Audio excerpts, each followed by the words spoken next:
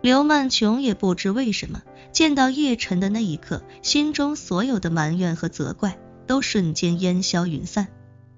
而当叶晨向他道歉的那一刻，他甚至觉得有些惭愧。惭愧是因为叶晨这么远赶来，是为了救陈兆忠，而自己的父亲却因为自己的面子，想要了陈兆忠的命。这里面孰对孰错，一目了然。叶晨见一向不喜欢亏欠任何人，现在见彼此已经把话说开，心中也觉得轻松不少，于是便对刘曼琼道：曼琼小姐，既然这件事已经过去了，那我们从现在开始就直接翻过这一页吧。好，刘曼琼轻轻点了点头，想起叶晨下午跟爸爸说起小吃街的事情，便好奇地问道：叶先生，您下午为什么忽然跟我爸提起小吃街的事情？难道是他有什么其他打算？是，叶晨道，刘先生想把这里重新开发，做商业中心。刘曼琼惊讶地问道：他告诉你的？对，叶晨点了点头道，他描述这部分的时候很激动，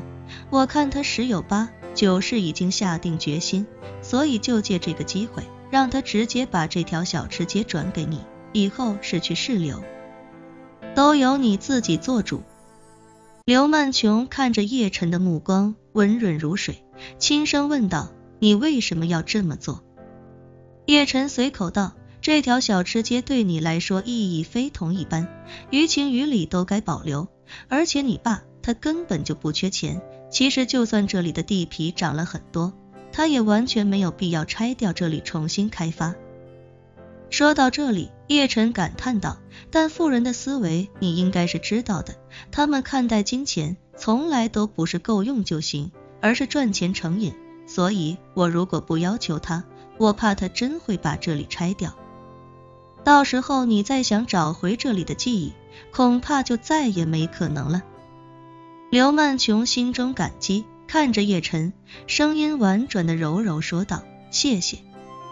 叶晨微微一笑：不用客气，你这种感觉我是能够感同身受的，我父母去世之后，我也经常会去我们以前住过的老房子附近看看，有时候在很远的工地搬砖，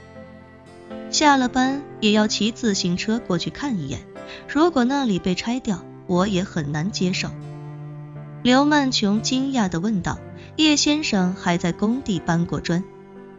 叶晨点了点头道：我18岁高中毕业之后就开始辗转各种工地打工，做过土建工程的工地，也做过装饰装修的工地，一直做了6年。刘曼琼震惊无比，同时也非常不解地问道：可是你家世那么显赫，为什么要去做建筑工地呢？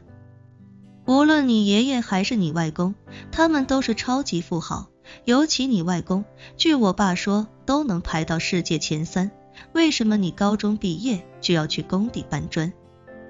叶晨淡淡道：他们有钱是他们的，我之前跟你说过，自从我8岁父母去世之后，我就一直生活在福利院，从8岁一直到18岁高中毕业，18岁从福利院出来，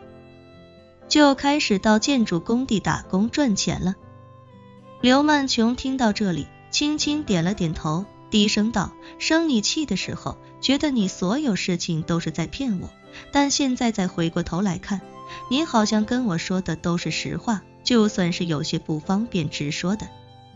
你也只是选择性的说了一部分，并没有骗过我。说着，刘曼琼又问叶晨道：对了，你在建筑工地做了多久？4年。叶晨道：我从18岁做到22岁。刘曼琼惊讶不已，他知道叶晨今年28岁，所以忍不住瞪大眼睛问道：你6年前还在建筑工地？对，叶晨解释道，6年前我在的工程队接了一个新工地，我在工地上偶然得到了甲方老板的赏识，他非要把我安排到大学里读了1年多的书，然后又要把他最心爱的孙女嫁给我。刘曼琼瞠目结舌地看着叶晨，脱口问道：你不是在跟我开玩笑吧？那个老板为什么要对你这么好，还要把自己的孙女嫁给你？叶晨轻轻一笑道，说来也是巧了，他祖上一直都是叶家的家仆，所以他认出了我的身份，虽然我当时一无所有，但他还是想给我一个真正意义上的家。刘曼琼看着叶晨会心的笑容，感觉自己的心跳速度骤然加快，他有些忐忑地问叶晨，你该不会答应了吧？对啊，我答应了，叶晨轻描淡写地说道，那个时候的我一无所有，而且我也过够了颠沛流离的生活，也渴望能有一个家。这一瞬间，刘曼琼只觉得五雷轰顶，他强忍着心口一阵阵剧痛，问叶晨道，所以你已经结过婚了，是吗？对啊，叶晨理所当然地说道，他当时安排我去大学读书，其实就是陪我老婆读到大学毕业，等我老婆毕业之后，我们就办了婚礼。刘曼琼只感觉眼眶瞬间一阵发热发烫，视线也顿时模糊了起来。他是怎么都没想到叶晨竟然已经结了婚，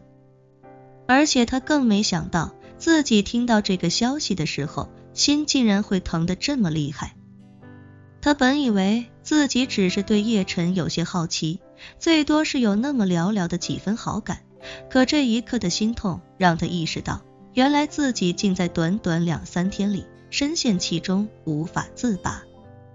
这一刻，他感觉自己的眼泪机会就要夺眶而出。为了不让叶晨发现，他故意用胳膊碰掉了自己的手机，在手机摔下去之后，立刻便弯腰下去捡拾。靠着桌子的遮挡与掩护，豆大的眼泪从他眼眶里夺眶而出。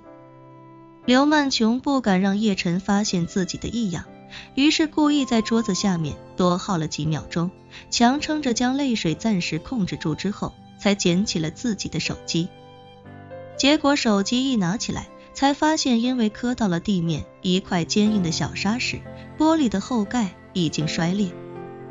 这时的他根本顾不上手机的破损，心中的委屈与失落让他原本就忍得很艰难，几乎要忍不住的泪水再次滚滚而落。叶晨没想到刘曼琼低头捡个手机竟然开始掉眼泪，连忙问他，曼琼小姐，你怎么哭了？出什么事了？刘曼琼用模糊的双眼看了看他，无法控制自己的眼泪，干脆一下子哭了出来，哽咽道，我的手机摔坏了。